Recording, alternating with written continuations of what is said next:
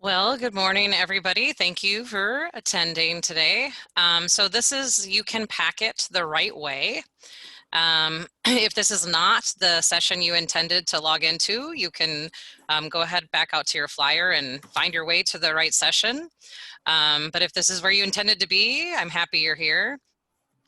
And if you have any technical issues during this presentation, you can chat to Astrid and she can try and help you out with whatever might come up for you. So this session is called You Can Pack It the Right Way. As I indicated there, right is really just intended to mean that it is possible to put together a packet using best practices for teaching. I really don't like to say there is really a right or wrong, because if you're reaching out to your students, you're doing the right thing. But I'm just going to share with you some ways to try to incorporate best practices into any packets that you might be using.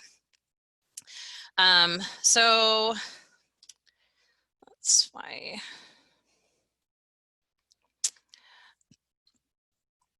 All right, so my name is Meagan Hymes, and I am a teacher at the Hennepin County Adult Correctional Facility located in Plymouth, and I teach a one-room schoolhouse. And I have everything from ELL and pre-lit all the way up through post-GED and AccuPlacer prep. And my students typically have about an average 45-day stay when they're in the facility. But I can have students anywhere from as few as 30 days in my class, all the way up to a year, usually not over, but all the way up to a year. So I do have turnover, and so teaching remotely makes that even trickier. But that's what my site is like. So I would like to know quickly from all of you, if you wouldn't mind sharing in the chat briefly who you are and where you teach.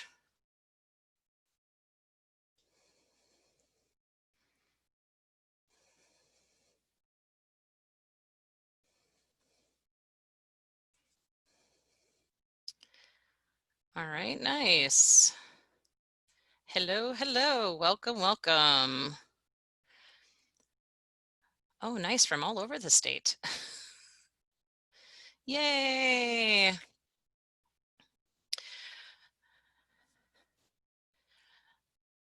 Well, welcome. So as I see some of your names, I'm sure all of you have brilliant things to add to anything I'm going to say today. So please feel free to fill the chat up with those ideas. And oh, nice. Oh my goodness, Detroit Lakes. All right. So the objective for today is really just to share resources and strategies for instruction. And because of my situation, this is really intended, or the context I'm coming from, this is really intended for teachers whose students have either no access or very limited access to technology. It doesn't mean that this wouldn't apply to you if you have access to technology, because it certainly would, but that's my intention for this presentation today.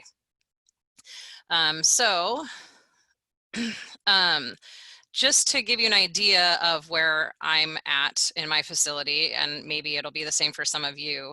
Back in March, we went on remote learning, and at first I had zero contact with my students. It was only via packet. And so I furiously started the first few weeks, like 10 hours at my computer every day, trying to figure out, how am I going to teach this way, right? It was a whole new ball game because I had no virtual access to my students at all. And so I started trying to put together packets and learned over time.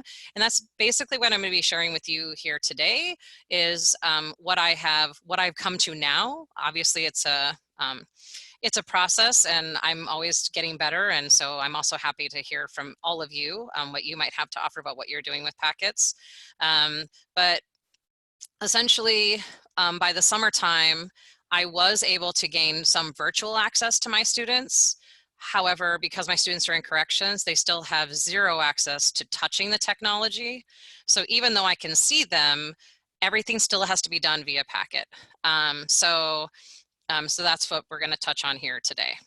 All right. I do want to touch on this. So as noted by Joey Lehrman in the opening remarks, digital equity is extremely important. I'm also really interested in unpacking what he brought up about digital resilience. But I just want to briefly touch on it here because even though my students are in corrections, I still ask and do a survey of my students when they come in because I want to know what their experience is, because it's a very real need for people to have digital literacy skills. And not only that, it definitely plays out in the equity game. And I think it's really important to be tuned into that. So I do ask my students, I give them a brief survey asking them what is their experience, what is their knowledge of digital literacy, and I would encourage you to do the same, simply because you never know. But sometimes, you know, students have never even touched a computer. I've had a student who had never even touched a computer ever in her life. So it's really important for me to know that even though she doesn't have access to it in the facility, I can try to find ways to start to breach that divide. You can certainly seek out resources in your areas if you have students that are not incarcerated but just don't currently have access. There are lots of resources out there. I have tons of resources at the end of my slides, which you will get access to. So, but then just adjusting your instruction due to that. And because even if you have a little limited access with students virtually, it's important to know where they're coming from. And then advocate in any way that you feel comfortable.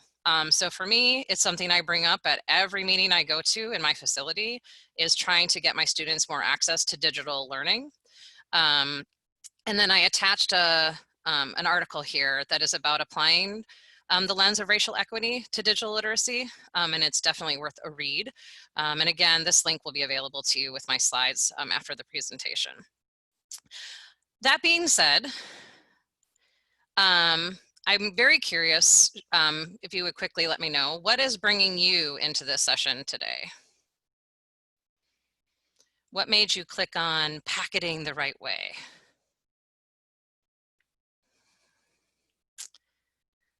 And for some reason, my chat will not come up. Oh, there it is.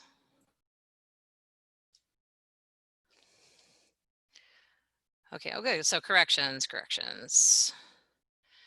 Oh yes, and some students too. Yep, I see that some students prefer paper and pencil. Absolutely, they have access to technology, but it always doesn't translate across the screen either. Yep, and individualized.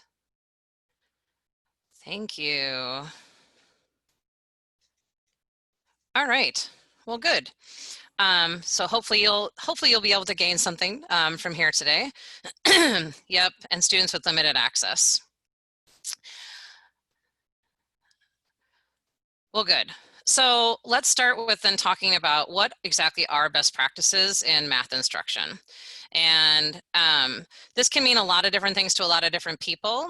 I honed in on what the National Council for Teachers of Mathematics is saying. So NCTM, and I just pulled out a few of the big ones. I've linked the entire spread that they give in this slide. But one of the big ones is promote problem solving. So this is gonna mean, right, when you're putting together something for students, it's not just printing out a worksheet, sending it to them, and being like, hey, fill this out and return it to me, right? You want to get them thinking and working with numbers and working with numeracy. And that's also a great way to then help facilitate meaningful discourse.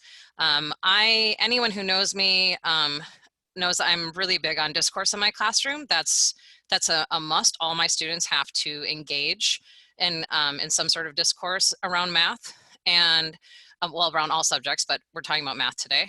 So, and one way to help them get into that discourse is by promoting that problem solving, giving them things that they have no other choice but to talk about or discuss with somebody else. And you do that by posing purposeful questions. And I'm going to give you some resources today that will help do that, but also it's just linking it to what their lives are like, right? Making a budget, figuring out a grocery, you know, couponing. I mean, you can pose purposeful questions around math that can get them thinking and get them talking, even through packets. It has happened.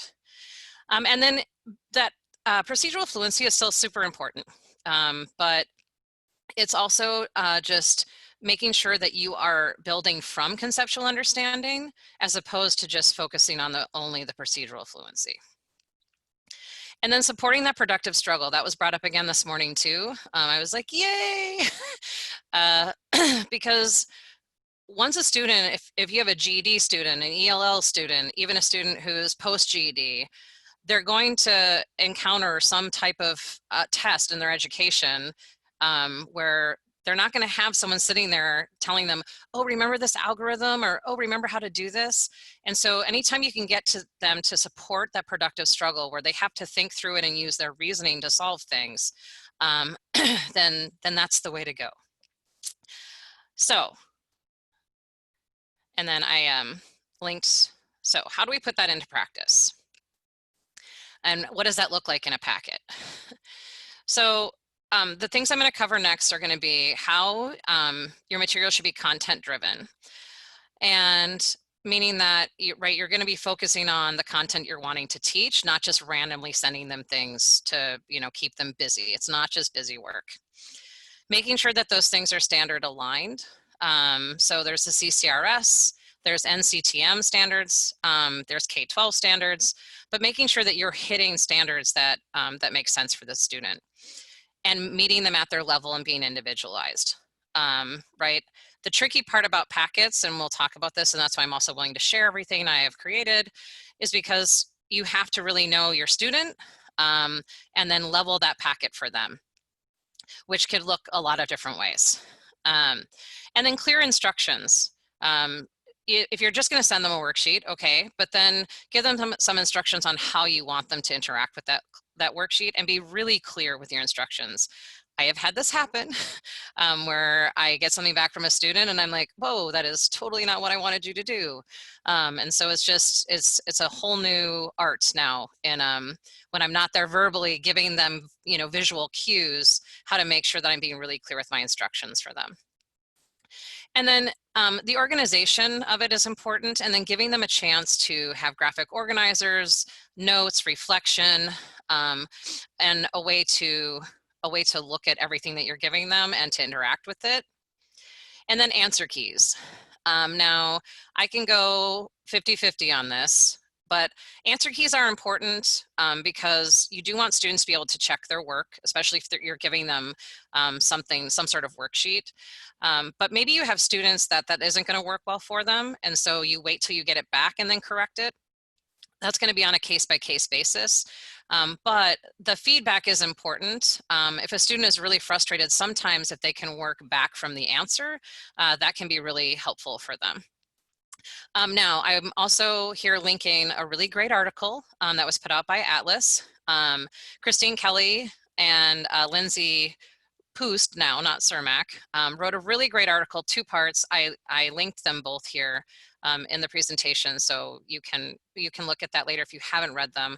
And it highlights a lot of what I pointed out here, but also there's some other really great stuff that they talk about, especially if you're in any sort of hybrid situation. So now that we've got this, so what does this look like? So what I like to start with is expectations. And this first page that I put up here for expectations is really about for you. You need to give yourself some grace when you're putting together packets. And I say this because it's a marathon, it's not a sprint. I share this in particular because I really did, and maybe some of you did too.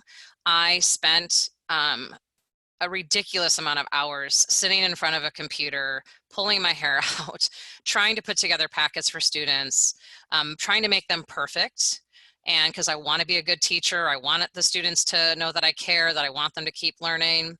And I had to all of a sudden go, oh, wait a minute, and take a step back and go, okay, do what I can, set some parameters, put together what you can, and then it's a work in progress. But really give yourself the same grace you would give your students. And like I said, I'm going to repeat it. It's a marathon, not a sprint. Who knows, this is kind of the future that we're walking into now. And so it's going to be really important that you pace yourself. You're not going to be able to overnight put together, magical things. And if you can, then let me know. But I haven't had that experience. I'm not that magical. But then I always start out, any new student that I get, I send them expectations, and I attach that right to the front of the packet. This is going to look different for you for whatever site you are, but for me, I'm trying to treat the packet just like I would a classroom. And when students come into the classroom, I have expectations for them and for behavior in the classroom, and it's the same thing that I attach to the front of the packet. I always introduce the site and who I am, and what they can expect. I go over policies and processes and procedures. Deadlines, I let them know, hey, I'm going to expect to get this back from you at a certain time, or take your time with it, get it back to me when you can. But any deadlines that you want them to meet. And then obviously contingency plans, because this is 2020. So what that might mean is, if for some reason you can't get something done, how can you work on this? How can you move forward with that? For me, that boils down to, I have students who right now, if they leave the building for any reason, when they come back, they have to go back into quarantine for 14 days. So I lose access to them. So our contingency plans are, well, then they can take a packet with them, but because they're going into quarantine, they can't bring that packet back out with them. And so I can send material to them. They cannot send material to me during that time. And so again, contingency plans and letting them know, like, hey, if this happens, this is, we'll figure this out. And then just notes for them too. This is a tough situation for all students. And if not in particular, I think about students who are incarcerated at this point, because they have zero control over what's happening, even more so now, to their family members or anybody who's getting sick, and to everything else that's going on in our country right now. So just notes about also having grace for themselves, and I let them know, hey, this is no pressure, right? Please, work at your own pace, but letting them know you have grace for them, and I'm just reminding you to have grace for yourself. All right, let's get down to some business. So I still keep up with classroom norms and routines. And the way I do that is I run it, like I said, the same way I would run my classroom. So when my students, when they get a packet from me, it always has a section for them to write a daily goal. I provide that for them with the packet. There's a warm-up. I'm going to go over the warm-ups that I send them. I do something called Reflect on 20. So I ask my students that they work for 20 minutes, and then my students keep a math journal. I ask them to then reflect for 20 minutes. I will give them prompts, and I'm going to cover this a little bit later on too, but I will give them prompts and a way to reflect on what they're working, but I'm also trying to set up a good habit for them and a good routine for them to work on something for a little bit and think about what they're doing, that it's not a race. That I really want them to be taking in the information as though we were in the classroom and I was pacing them. So I try to set up some norms and routines to help them pace in the packet the same way I would pace them in the classroom. Discourse, I still require, I say require, I can't make it happen, but and this discourse can either be with me when they reflect on something and send it back to me and I respond to them. But I also encourage them to talk to others in the building. And for my students, that's people over the phone, people in their unit, and officers. And when I give them some warm up, I'm like, hey, share this with someone, talk to somebody about this. What do they think? What do they see? And then for me, one of the biggest pieces besides the discourse is self-assessment. Again, this was brought up this morning, that metacognition piece, that opportunity to reflect. So important, especially with packets, because I'm not having that feedback from the classroom with them. And so this is an opportunity for them to assess themselves and their thinking, but which also in turn helps me, the teacher, know where they're at and what they're doing. And assessments.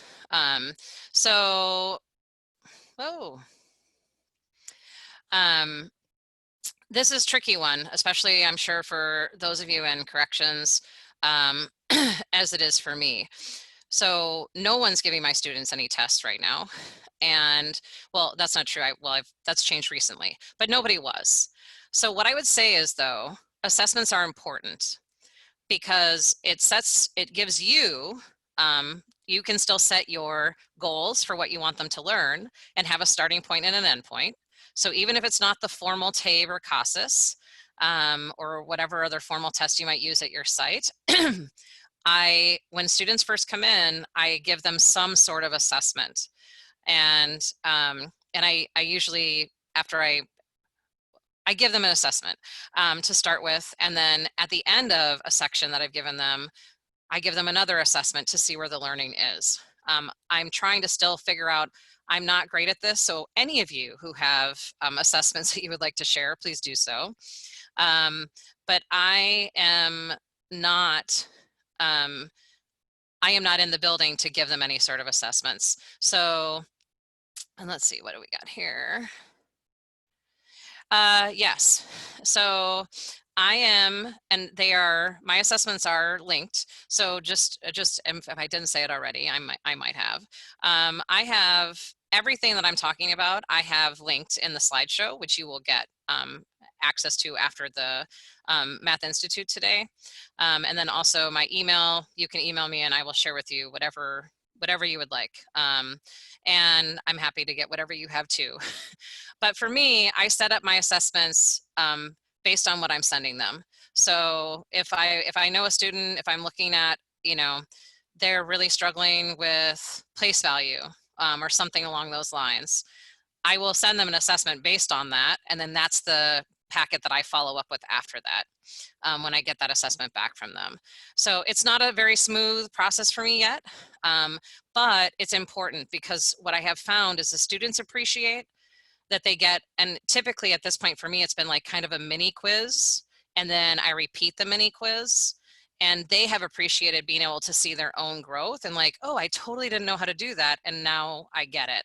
Or, right, oh, wow, these word problems, I can pick them apart now. And so it's helpful in that manner. So just trying to start something for a starting point to measure their progress. Now, the biggest part of my packets, believe it or not, is not procedural skill. It's number sense.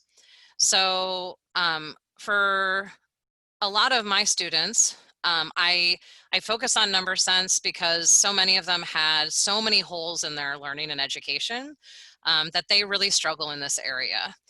They know what 2 times 2 is 4, but they would have no idea how to explain to me what that means. And I'm sure there's a lot of students that can't, but for my students, the holes in their learning are huge. And so I focus heavily on number sense, but also because I have such a large range of students, this is a way for me to have something that's very low floor, high ceiling. So I can hit students who are, doing place value and adding and subtracting, all the way up to students who are doing algebra with pictures and with models. And I'm going to share some of that with you right now. So this is another link to an article that's about developing number sense. It's a really good article, and I highly recommend number sense for all ABE students in packet form because, and I'll show you, they can use this at home.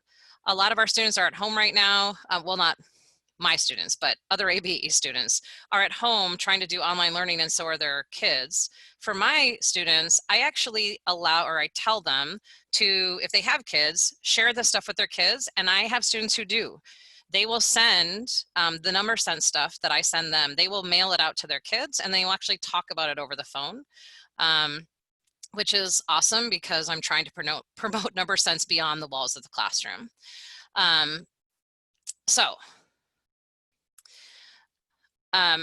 Sarah Vanderwerf, if you haven't heard of her, she's amazing. This links to her blog and website. I take a lot of stuff from her, notice and wonder. And because all of our students are mathematicians and some of them just don't know it yet. And this is where number sense becomes really powerful, as they start to understand that they can notice and describe and generalize, and they might not quite understand, a plus, 4 equals 6 and what is A, but they can reason through a problem by noticing patterns.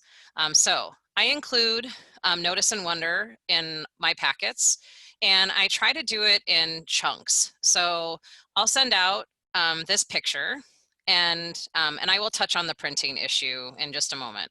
So I will send out this picture, and I'll attach this to a packet. So my packet will have the expectations, and then this will be like the warm-up. So the Notice and Wonder. And my students are pretty good at this because I've done this for a long time. But if your students are new to it, then that's why I put the link to Sarah Vanderwerf. You can look it up and kind of give them instructions. But it's pretty simple. It is really just saying, here's a picture. What do you notice? What do you wonder? I always ask my students to give me 2 notices and 2 wonders. And now I might embed another one of these pictures further on in the packet, or I might not send them another picture till the next packet. Again, it depends on the student and what they're working on and what the goal is. And then I'll add another picture. What do you notice? What do you wonder? And this series actually builds on itself. And then this one here, what do you notice? What do you wonder? And so this one I would send them in a series because I would want to see their progression.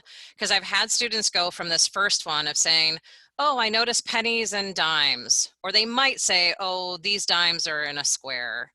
I've had students then actually start to give me, oh, well, I could count that they go back to the first picture and they start to go, well, there was this many pennies here. And without even realizing it, they start to do area calculations, and just from a Notice and Wonder picture. So it can be really, really rich material. And it's a way for me to engage them, even though I'm not seeing them in person. And I can't put these pictures up on the wall and have them walk around the room, but I can at least print them out. And this is actually a series that I have shared with students, and they mailed copies home and then actually talked to their kids about it. What do you notice? What do you wonder? So it's pretty productive. Here's another resource. So this is I'm Talking Math, and this is a blog that, hold on here. So Kristen Gray, and the link here to her blog is here. She has an entire series set up by grade level, with leveled questions already, all the way K through 12. And it asks simple questions. So like this picture here, what math questions, could you ask about this picture?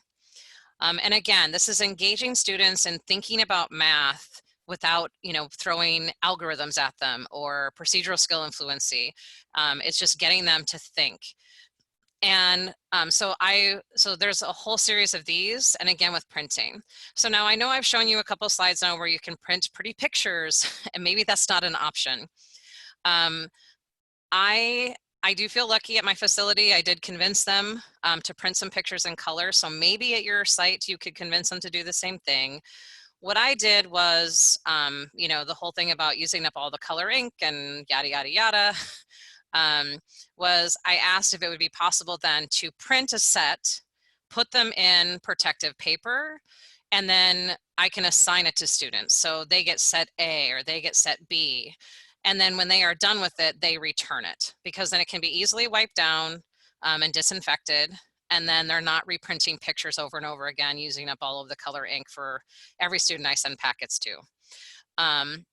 But if it is an option for you to print in color for your students, I highly recommend it. Or if your students have minimal access and you can text a picture to them or email a picture to them, then again, there's multiple ways that students could access these photos, and then you could attach questions to get them engaged in thinking. And then this is a resource, Math with Me. I don't know if any of you are familiar with Math with Me or not, and I think maybe we will go ahead and I'll skip the video right now. I did embed a video here. The video just talks about how you can engage students. Math with Me is it's a public installation initiative. And again, it's another way to get students to create mathematical thinking without focusing on algorithms. Tons of resources here and all of the social media sites that you can connect with this on. This next slide here, I will show you one example. So this is an example of a picture I've sent in with a packet. And I simply just ask students. And so if you want to, you can go ahead in the chat right now and tell me, what do you think or see is happening in this picture?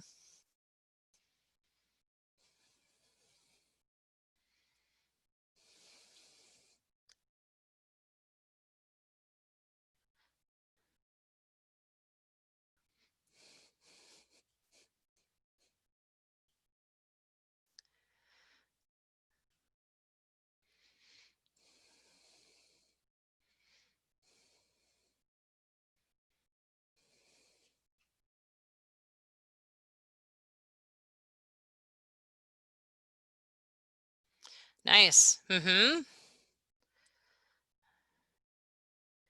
Good, and I like that. And even, yep, just the response patterns. I see patterns. Perfect.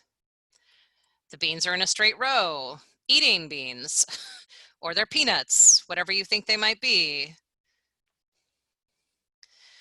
Diminishing patterns, pattern lessening, multiples.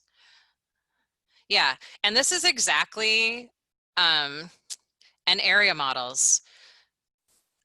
And this is exactly what the engagement with the student is like. So when I send out a picture like this to students with a packet and I ask them, what do you see is happening? And then I ask them, and this is what Math with Me is about, and then I ask them, please create your own installation. And it can either go off of this one, like what do you think the next series would look like? Or they could just create a new one. And I say this is possible for everybody, because even my students in Hennepin County Jail, because then I asked them to describe to me like what they did. And I actually had officers confirm to me that I had students using sugar packets and their mayo packets and like different things that they have access to in the facility to make these installations. And so and again, it's another way to also with any families that you don't have that are not incarcerated, they're at home, they could use this to interact with their kids or other adults in their house, anybody, to get them talking about math and about thinking. And so I love Math with Me. And if you go to the website that I've linked in that last slide, they have tons of resources, tons of pictures, all ready for you to go. You don't have to do anything. It's created for you. Questions are there. Literally, it would be a print and put in your packet. You know, don't reinvent the wheel. And then another thing that I like to use that was introduced to me actually by Abby Rosa is Splat. So I only put up one slide here, but for those of you who are not familiar with Splat, it is a way, so this one is a multiple Splat picture. Splat does start with just blue dots on a page. Students count up the blue dots on the page. They come up with the total number. You ask them, how did you count those blue dots on the page? Some of them might say by twos, by fours. Some of them might say they counted by ones. You start to get them thinking about the way they interpret information. And then you cover some of them up with a splat. And there's an entire series of these. So Steve Wyborney's website is linked here. Entire series, and it even goes up into fractions.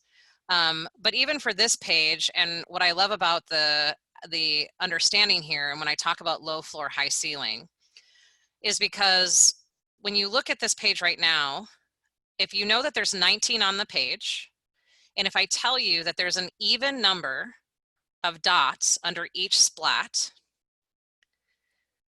would you be able to tell me how many dots are under each splat? Anybody?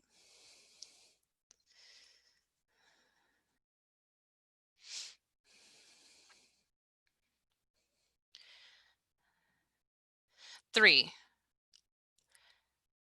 And it's the exact same number under each splat. And why would you say 3?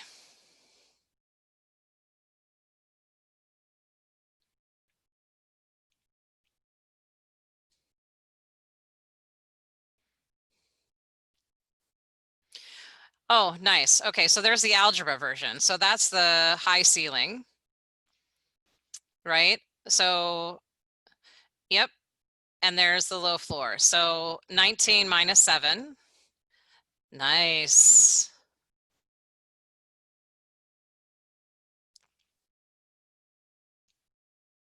Oh, and my apologies. I meant to say there's an equal number, not even number.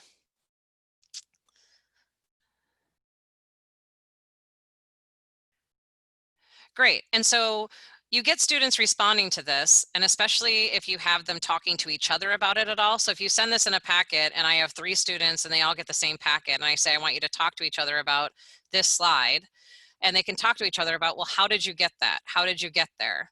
So then they're not only thinking about their own thinking, but they're hearing about how other students are thinking. Now, this is a great thing to do if you have virtual access to your students, because you can click through the slides and show them the progression. But it is also great, just one single slide here, sending it in a packet, and they can still interact with it and they can still get information from it, and they're still working on that number sense and conceptual understanding. We're just at about 10 minutes left, Meagan. Yes. So, thank you. So now for the packets, which we'll be zooming through. So conceptual understanding obviously is pretty important to me. So that's why I spend a lot of time on it with my students. I'm gonna zip past this one here. So packets. So these are some early versions. The reason I put them up here is because, yes, procedural skill and understanding and fluency is still important. It's not, always just number sense, but I also wanted to show that what I found is really important, if you can, to handwrite things to your students, to handwrite instructions, to handwrite reflections, and in some way, shape, or form, give them that connection. My students responded better when I did handwriting to them, and you can handwrite and then scan, and then it still is the same effect. So you're not having to handwrite every time. And these are packets too that are put together for algebra and fractions, which I'm happy to share. But it's just that handwriting touch can be really important. Now I'm going to give you a couple of resources to find already made packets. Again, there's links to the packets I made in the slide that I just shared. But then I've also been pulling from, so this is one place. So Khan Academy, again, they are pretty heavy on procedural skill and fluency. However, they do have some great visuals.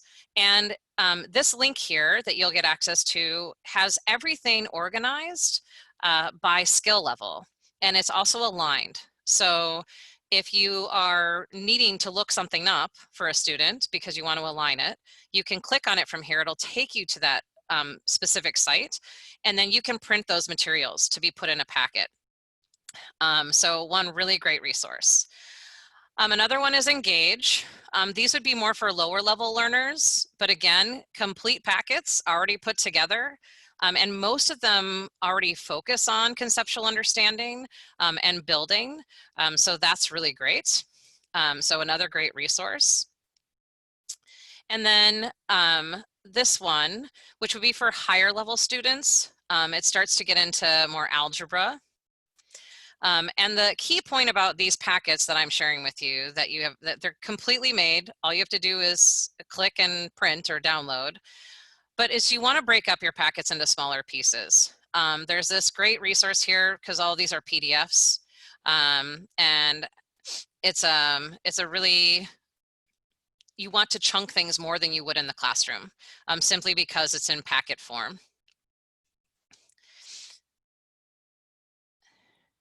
And then reflection. So as I said at the beginning, I ask students to reflect on everything that they're doing, because for me, that's where the learning, like the light bulb goes on, like, oh, I got that, or no, I really didn't get that. I have links to all of my self-reflections that I include in my packets in here. And And then if, and this is just one example that I took from one sheet that I submit to students, I asked them to describe what they worked on, what strategies did they use, or did they learn any new ones? I'm trying to draw their attention to what they're doing. And then I also, again here, and this was brought up this morning too, like letting students know, hey, did you make any mistakes? What were they? How did you find them? What did you do about them? That, you know, they're not always going to be perfect either, and that's another way for us to be learning. And then how challenging was the work? That's helpful for me as a teacher. If I know they're really struggling with something, I can try to break it up more even next time. And then vocabulary. I always try to, I'm forever the English teacher, and trying to make sure they're building that vocabulary. And they would add that stuff to their math journal that I asked them to keep. And this is about that. So the math journal, I just ask them to reflect on things. I will send them prompts, but a lot of it is really just, I'm asking them to take time every time they work on math and reflect on, what did you do? How did it go? You know, what do you need more help with? Where are you struggling? I just want to keep them thinking. And because I'm not there talking to them, it's a way for me to help try to keep up that discourse, even if that discourse is with a journal. And then student questions, I absolutely ask them to write questions back to me. But then I also ask them to do something, which is the 3 things I tried. And the 3 things I tried, I usually ask them to focus on, did you put it in your own words? Did you try to describe it to somebody else? Did you draw it or try to draw it? And then sometimes I even just suggest, did you try to walk away and come back to it at another time? Because again, I'm just trying to, you know, coping skills along with, especially with students who are frustrated for holes in their knowledge. And I'm kind of zooming through some of this last stuff. This is the link to the second half of that packet article, which is a really great article. Please read it. Here's another example of a graphic organizer to share with students about writing down their questions, taking notes, how can they interact with the teacher, even though the teacher is not there in the classroom with them. And this is just the bare bones of what I just talked about. I rely heavily in my packets on warm up and number sense and review. Then I put in that content, instruction, and practice. And then again, to top it off with the reflection and feedback.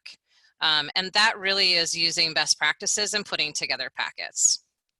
But really the engagement is the #1 piece, at least for me.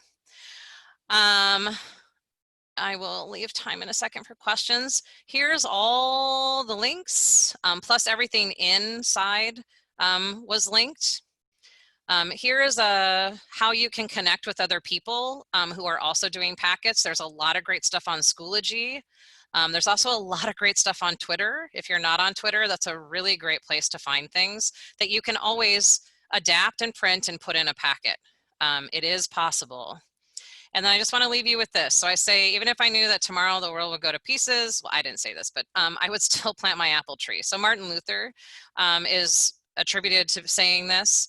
And as far as I can tell, that's true. But what I say is, just do what you can do, right? Try to plant whatever seed you can.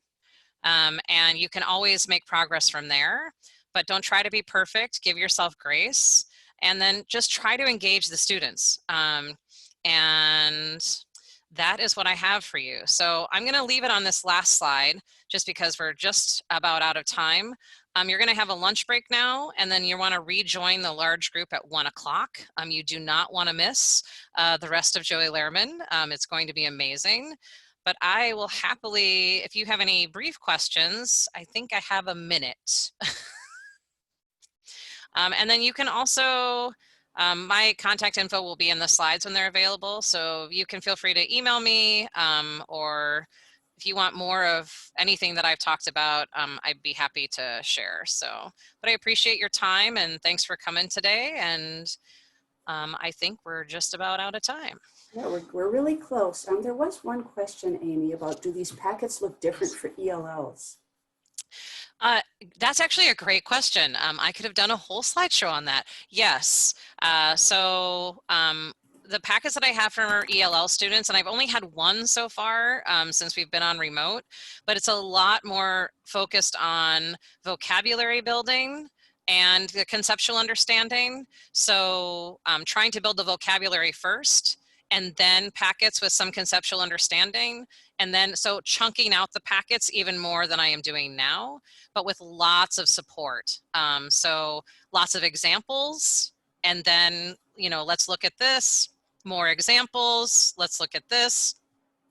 And it was fairly successful. I don't currently have any more ELL students so I haven't built anything recently, but yes, they definitely look different with just a lot more added support. All right. There are not links to resources on the flyer yet, Colleen. Those are going to be distributed after the Institute. For now, you can see on the flyer there's a link there for the flipped classroom session. And just a reminder to everyone, I also posted a link here for the coordinate plane pre-work, which should only take you a few minutes, and it's counted in your CEUs, so we're recognizing that we're asking you to do that beforehand. Thank you so much, Meagan. That was really, really helpful. And everybody, we now have a lunch break, as she said, from 12:15 to 1. Please go ahead and have a great lunch. Sorry that we don't have great Hamlin food to offer you, but you can rejoin the flipped classroom session a few minutes beforehand. And again, just, you know, making sure that your sound is working and such. Thanks, everyone. Thank I'll stop you. the recording now.